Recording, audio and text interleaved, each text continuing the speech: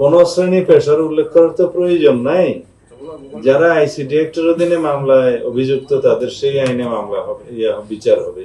যারা সাধারণ ধারায় অন্যান্য কোর্টের মামলায় অভিযুক্ত হয়েছে সেখানে মামলা হবে। আলাদা করে পিসমিল করে কোন শ্রেণী পেশার মানুষকে বিভক্ত করার কোনো কারণ নাই। আইনের শাসন প্রতিষ্ঠা হবে।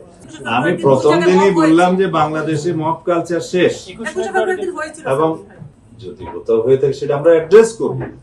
এমন না যে আমি এখানে বলে দিলাম মব ভায়োলেন্স হয়তো কেউ করবে না, এমন তো না, কিন্তু আমাদের অ্যাকশনটা দেখতে হবে যাতে মব ভায়োলেন্সের এগেইনস্টে, মব কালচারের এগেইনস্টে আমাদের রিঅ্যাকশনটা কি। আমরা রিঅ্যাক্ট করব খুব কঠোরভাবে।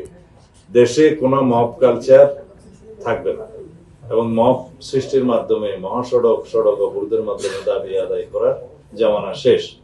বৈধ পন্থায় স্মারকলিপি দেবে, মিছিল করবে, সমাবেশ করবে, আদালতে যাবে, এবং যে কোনো বৈধ বা আইনানুগ কোনো দাবি দেওয়া থাকলে সেটা যথাযথ ফোরামে উপস্থাপন করবে, বিবেচনা হবে। এটাই নিয়ম।